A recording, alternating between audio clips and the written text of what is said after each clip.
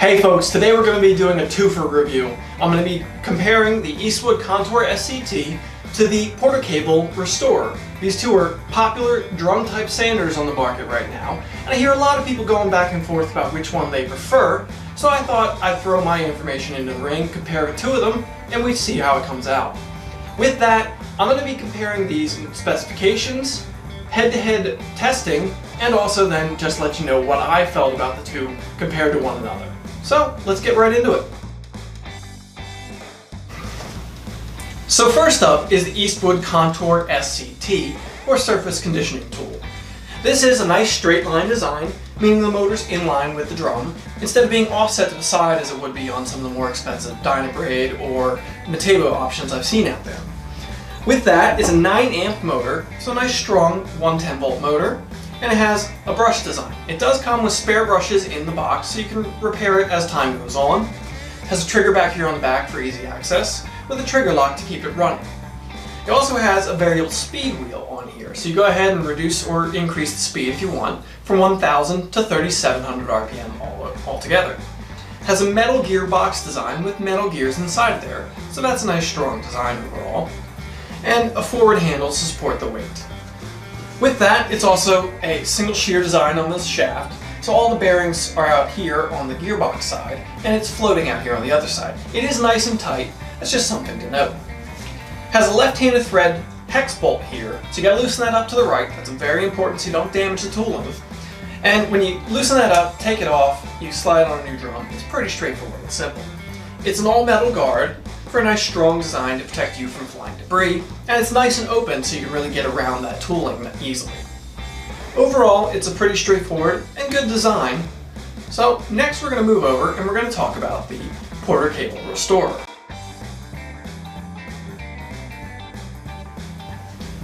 Now, with this tool, it's a more compact, lighter weight design. It's got a 3.5 amp motor, and it weighs in at just 4.5 pounds. It has a double handle design so you can control it with both hands. It also has a nice comfortable grip with the trigger back here that also has a trigger lock so it can keep on running if you lock it in. It's got the variable speed wheel that'll adjust from 1000 to 3200 RPM. And it has a dust extraction port on the back so you can hook up a shop vac to it and pull out that dust. Great for keeping down the mess in the area while you're working, and the all-encompassing guard that allows that to function.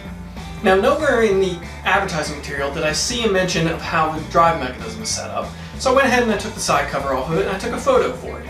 It is an all-metal gear design, which was what I was hoping to see in there, so I'm glad to have seen that. Also with this, it's a toolless tool change, so all you have to do to change over to a new drum is loosen up this clip, loosen up the secondary clip, pull the cover back, slide off the drum, and put on a new one, or change out the sleeve if you're using the rubber expanded wheel. It is a double shear design, meaning there's a bearing inside of this side cover, so that the shaft is supported at both ends, for a little bit stronger design overall. So that is the Porter Cable, and now we're going to transition over to take a look at the testing phase of this.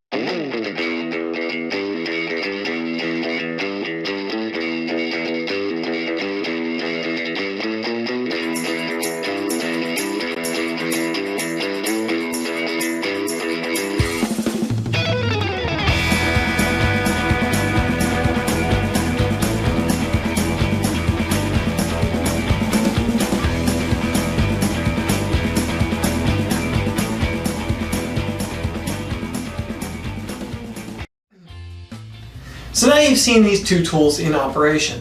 I'm going to tell you what I thought about them using them in those demonstrations and around the shop, comparison of the two of them, a little bit about pricing, and then I'll tell you which one I prefer out of the two. So let's just go ahead with what we saw in the videos. Overall, comparing the two of them, I didn't find much of a difference. They both stripped the panels in what I felt to be pretty close to equal amount of time, and also did about as well a job overall. Neither one shined over the other one in significantly quicker nor significantly better of a job. So overall, I think I'm just going to base everything in my decision-wise on the particulars of the individual tools, not the exact job that they're doing. Overall, let's start with the Eastwood tool. With this one, the access around the guard is really nice. It's great to be able to just go ahead and angle that thing all kinds of different ways and not have to think about it too much, because you have a lot of access around the tool. It also makes it nice that you can see with the thing. You can see where you're tracking very easily because you can see the drum. Also, with the access to the right side of the drum, you can get right up to a flange, right up to a curve pretty easily and work right around it. That's nice. You can get a little farther to the edge of something you might be able to with the Porter cable. The 9 amp motor, at no point did I feel like I was bogging it down. It just kept on doing its job. That was really nice. Didn't feel like I was overloading it, didn't feel like I was making it work too hard. That was great. Something I don't like about this one is the weight. It's about 13 pounds. You need both hands to operate this thing for the most part. I was switching back and forth hands most of the time because it became tiresome using it, wearing out my arms, one long calisthenic exercise using it.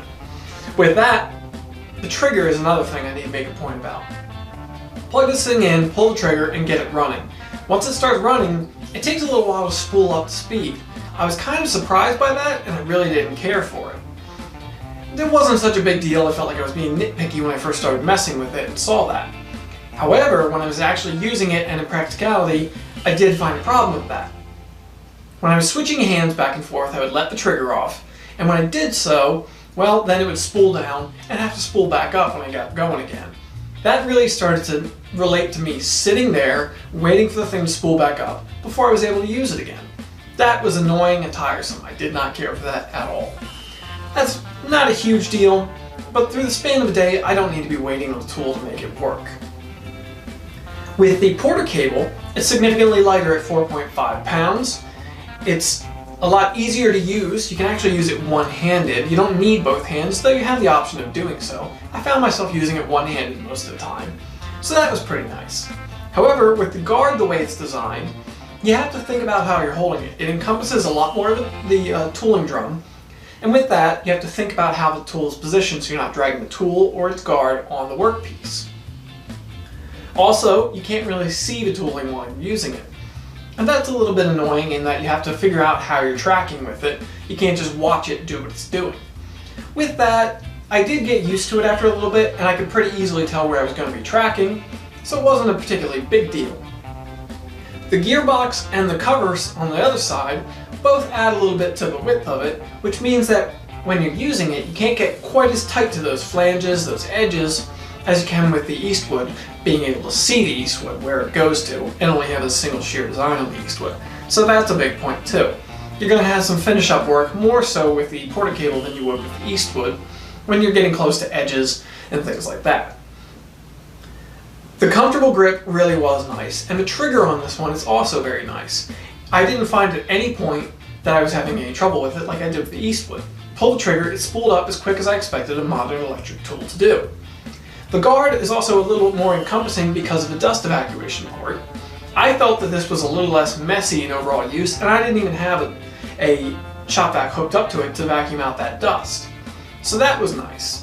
If I had done so, I'm sure it would have been even further reduced, which would make for less of an overall cleanup in the end. That's great. Using these two tools on those test panels, where I did see a really good shining note on it, was on that rusted metal. They both stripped that very quickly, and I was impressed by that. More so than I was expecting, because the painted panel didn't go exceptionally quick. The wood panel went quickly, but didn't get everything out of there that I might have liked to have seen. But the rusted material cleaned up very quickly and very well. Granted, it was a fake patina that I had created, so it was basically just a really light surface rust, but it did clean up quickly and easily, so that was nice. Using it on the wood or on that rusted material, I would continue to do that, because say if I was prepping a deck for staining or cleaning up some sheet that had been sitting around for a little while, I would be really happy to quickly buzz that off with these tools. So that's nice. With that painted heavier material, neither one did amazing, and I might still consider other methods for that, rather than trying to strip a whole car with one of these. Comparing the two of them, the next thing I really need to talk about is both warranty and pricing. Warranty on these, you got a 3-year warranty on the Porter cable and a 1-year warranty on the Eastwood. That's definitely a big point. That's 2 more years of not having to worry about the tool versus the 1 year over here. It does come with spare brushes so you can repair it yourself, and I know tools have been known to do that in the past, but I thought that was a little odd. It almost made me feel like, when is this going to break that I need these? While that's just me being nitpicky, they're probably just thinking ahead, saying, hey, here's something to take care of it. It was still a little strange to me. And the next thing is pricing. This is probably one of, if not the biggest point between the two of these.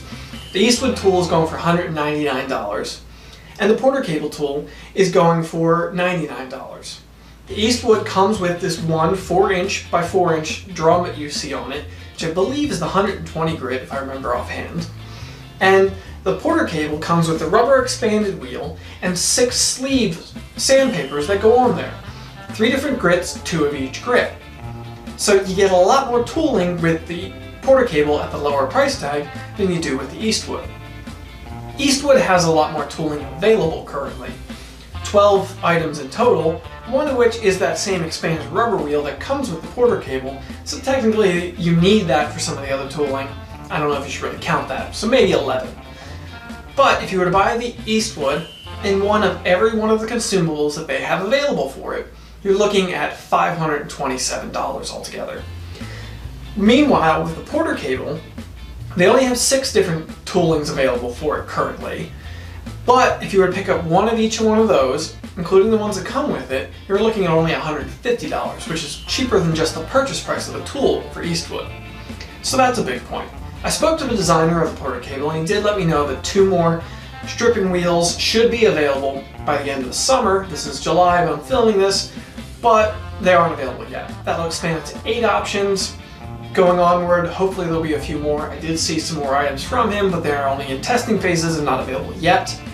But that could expand the line past that of what Eastwood has.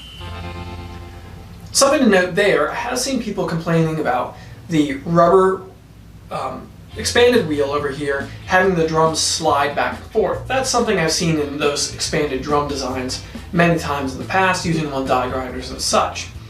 Because of that, you do have to watch it. It doesn't slide one side or the other and start to tear up either the guard or the gearbox. That's important.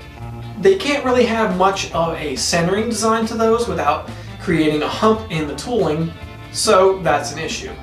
That's something I think is not necessarily that big of a deal. Yes, I understand it could damage the tool if you're not watching out for it, but I would just say watch out for it, move it back as you need to. Anybody who's used one of those style tools on a die grinder knows you're going to run through that sometimes. You can buy that expanded wheel for the Eastwood at a price tag of $59. Now, you're almost certainly going to have that same problem with the Eastwood because those designs just can't have much of a centering design to them without creating breaks in the surface. You're not going to get a flat surface on that tooling that's got a hump in the middle to keep everything centered. So that's important to note. The larger diameter on the tooling on the Eastwood at the 4-inch diameter should have a greater surface area, well, will have a greater surface area, but should last longer as a result of that. I didn't do all-out testing on that to see how long each one lasted compared to the other one, because I didn't feel I was necessarily comparing apples to oranges, as most of the tooling for the Porter cable is sleeves. This is a larger diameter, wear-down type flat wheel kind of setup, so that's not necessarily directly related. Especially when the sleeves are about $5 for the Porter cable, and these wheels are upwards of $60 for the Eastwood. That's another thing to note. The big 5-inch diameter wheel that I got for the Eastwood, the black one that I used in testing, is that interwoven nylon kind of stuff that really strips quickly and well. That's great, but with its larger diameter it actually rubbed on the inside of the guard right out of the box. That was a little weird to me, that I'm buying a $60 tooling piece, put it on here, and immediately it's wearing itself and the tool right out of the box. And it only happens for a few seconds, but that's a few seconds of material wear I could have had on the surface, not on the tool. Overall, I was mildly impressed with both of them. I don't know if they're everything everybody seems to feel they are as far as being the end-all be-all stripping tools. I'm probably going to stick to most of the other methods, chemical stripping, bead blasting, for overall use. But for smaller parts, especially cleanup like I said on wood and such as rusty materials, I will pick these up and I will use them. I do see that as a nice valuable thing. Overall, I personally have to go with the Porter cable. I'm happier with it overall, largely because of the weight and the price. The pricing on the Eastwood just kind of pushes me out of it. $60 for one consumable wheel, but I may use a few of them to strip an entire car. That's kind of crazy. That same black stripping wheel that I used on the Porter cable was only $15. I don't know that that larger diameter one is going to get me 4 times the wear life that I'm going to get out of the Porter cable one, especially when you consider that the gearbox is pretty close to the outer diameter of the wheels on the Eastwood, so you're only going to get so much wear before that runs out and you can't use it anymore. So, like I said, the trigger, the weight, the consumable prices pushed the Eastwood out for me and made me go toward the Porter cable. I just preferred it. So, that's my opinion. Let me know in the comments below what you think. Do you prefer one or the other of these? Is there something else out there you like better? One of the more expensive options like the Mateva or the Dynabraid? Or something I'm unaware of? Drop a like if you found this informative, and feel free to subscribe. I'd like to have people following around so you can check out videos in the future. And let me know in the comments too if you'd like to see some other tool comparisons or other things you'd like to see from me. Thank you. Have yourself a good day.